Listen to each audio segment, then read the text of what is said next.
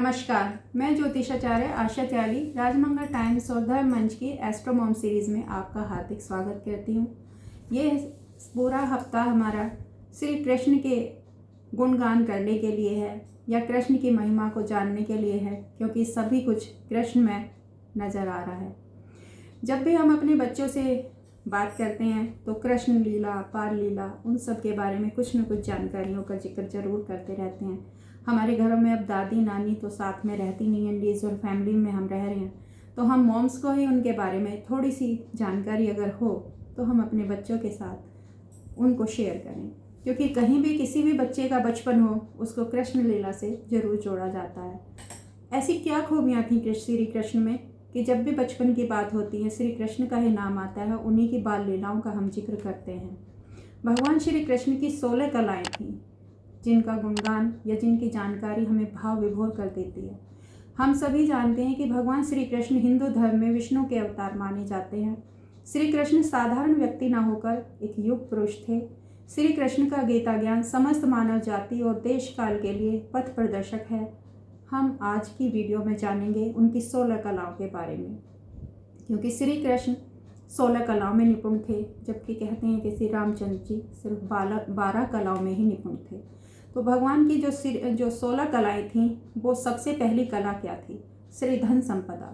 प्रथम कला के रूप में धन संपदा को स्थान दिया गया है। जिस व्यक्ति के पास अपार धन हो, वह आत्मिक रूप से भी धनवान हो, उसके घर में कभी कोई भी खाली हाथ नहीं जाए, यह प्रथम कला से संपन्न माना जाता है। यह कला भगवान श्री कृष्ण में मौजूद थी। भगवान कृष्ण की जो दूसरी कला थी वो थी भू अचल संपत्ति। जिस व्यक्ति के पास पृथ्वी का राज भोगने की क्षमता है, पृथ्वी के एक बड़े भूभाग पर जिसका अधिकार है और उस क्षेत्र में रहने वाले जिसकी आज्ञाओं का सहज पालन करते हों, वह अचल संपत्ति का मालिक होता है। भगवान श्री कृष्ण ने अपनी योग्यता से द्वारकापुरी को बसाया और इसलिए यह कला उनमें मौजूद पाई गई। कीर्ति, यश और प्रसिद्धि, तीसरी कला, जिसके मान सम्मान, यश की कीर्ति से चारों दिशाएं गुंजायमान हो, लोग जिसके प्रति स्वयं ही श्रद्धा और विश्वास रखते हों, वह तीसरी कला से संपन्न होता है। भगवान श्री कृष्ण में यह कला मौजूद थी।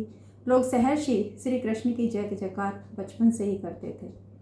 इला, वाणी की सम्मोहकता। चौथी कला का नाम है इला, जिसका अर्थ है मोहक वाणी। भगवान श्री कृष्ण में यह कला मौजूद थी। पुराणों में भी इसका उल्लेख हमें मिलता है। श्री कृष्ण की वाणी सुनकर क्रोधी व्यक्ति भी अपनी सुध-बुध खो बैठते थे और शांत हो जाते थे। मन में भक्ति की भावना भर उठती थी। यशोदा मैया के पास शिकायत करने वाली गोपियां भी कृष्ण की वाणी सुनकर शिकायत भूलकर उनकी तारीफ करने लग जाती थी। लीला, आनंद, उत्सव। पांचवी कला का नाम है लीला। इसका अर्थ है आनंद। भगवान श्री कृष्ण की धरती पर लीलाधर के नाम से जाने जाते हैं। उनकी लीलाओं से कोई भी अनभिज्ञ नहीं है, क्योंकि इनकी बाल लीलाओं से लेकर जीवन की घटना रोचक और मोहक हैं। इनकी लीला कथाएं सुनकर कोई भी व्यक्ति भावुक और विरक्त हो सकता है। कांति, सौंदर्य और आभा, जिनके रूप को देखकर मन स्वतः ही आकर्षित होकर प्रसन्न हो जाता है, जिसके मुखमंडल को देखकर बार बार छवि निहारने का मन करता है, वह छठी कला से संपन्न माना जाता है। भगवान राम में यह कला मौजूद थी। कृष्ण भी इस कला से संपन्न थे। कृष्ण की इस कला के कारण पूरा ब्रजमंडल कृष्ण को मोहन की जो मोहनी छवि थी उसको देखकर हर्षित होता था। गोपियां कृष्ण को देखकर अपना आपा खो बैठती थीं और पति रूप में पाने की कामना करने लगती थीं। विद्या, मेधा और बुद्धि। सातवीं कला का नाम विद्या है। भगवान श्री कृष्ण में यह कला मौजूद थी। कृष्ण वेदांत के साथ ही युद्ध, संगीत की कलाओं में पारंगत थे। राजनीति और कूटनीति में वो सिद्धहस्त थे। विमला या पारदर्शिता, जिसके मन में किसी प्रकार का छल कपट ना हो, वह आठवीं कला युक्त माना जाता है। भगवान श्री कृष्ण सभी के प्रति समान व्यवहार रखते थे। इनके लिए ना तो कोई बड़ा और ना कोई छोटा। महाराज के समय भगवान ने अपनी इस कला का प्रदर्शन किया था। उन्होंने राधा और गोपियों के बीच कोई फर्क नहीं किया, सभी के साथ समभाव से नृत्य करते हुए सबको आनंद प्रदान किया था। उत्कर्षणी प्रेरणा और नियोजन।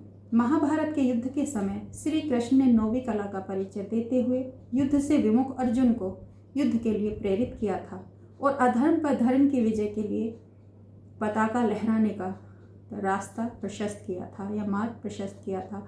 9वीं कला के रूप में प्रेरणा को स्थान दिया जाता है। इसमें इतनी शक्ति मौजूद हो जिसकी बातों से प्रेरणा लेकर कोई भी लक्ष्य भेदन कर सके, ऐसा श्री कृष्ण में ही हो सकता था। ज्ञान नीर क्षीर विवेक। भगवान श्री कृष्ण ने जीवन में कई बार विवेक का परिचय देते हुए समाज को नई दिशा प्रदान की, जो 10वीं कला का उदाहरण है। गोवर्धन पर्वत की पूजा हो अथवा महाभारत युद्ध टालने के लिए दुर्योधन से 5 गांव मांगना, यह कृष्ण के उच्च स्तर के विवेक का ही परिचायक है। उन्होंने परिस्थिति के अनुसार अपने विवेक को हमेशा ही हर परिस्थिति में अपना परिचय दिया। क्रिया कर्मण्यता। 11वीं कला के रूप में क्रिया को स्थान प्राप्त है। भगवान श्री कृष्ण इस कला से संपन्न थे। जिनकी इच्छा मात्र से दुनिया का हर काम हो सकता है, वह कृष्ण सामान्य मनुष्य की तरह कर्म करते हैं और लोगों को कर्म की प्रेरणा देते हैं।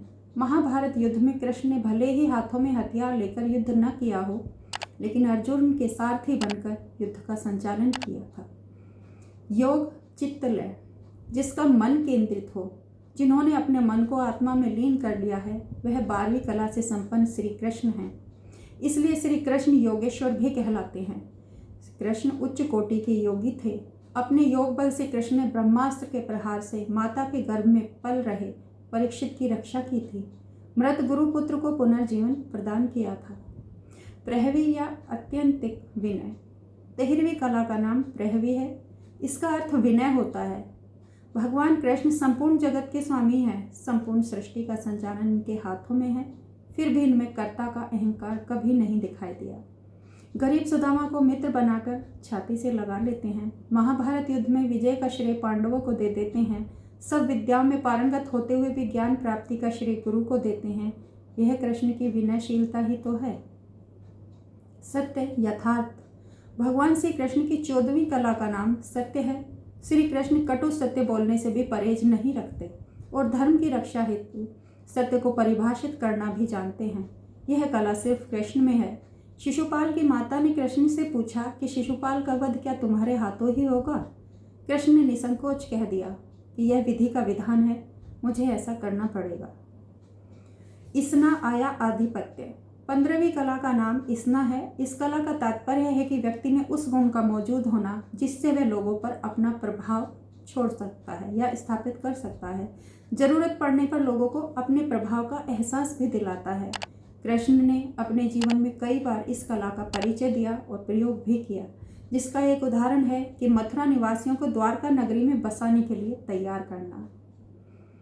16वीं कला अनुग्रह। उपकार बिना प्रत्युकार की भावना से लोगों का उपकार करना, यह 16वीं कला है। भगवान कृष्ण सभी भक्तों से कुछ पाने की उम्मीद नहीं रखते, लेकिन जो भी इनके पास इनका बनकर आ जाता है, यह उसकी मनोकामना पूर्ण करते हैं। चाहे गोपियों का अनुनय विनय हो, चाहे सुदामा का अनुग्रह हो, चाहे राधा का प्रेम हो, भगवान ने कभी भी किसी के अनुग्रह को ठुकराया नहीं है। तो ये भगवान के अंदर जो 16 कलाएं थी भगवान श्री कृष्ण के अंदर, मैं चाहती हूँ कि सभी माँओं को उनके बारे में थोड़ी थोड़ी सी जानकारी हो और अपने बच्चों से उसका जिक्र करें।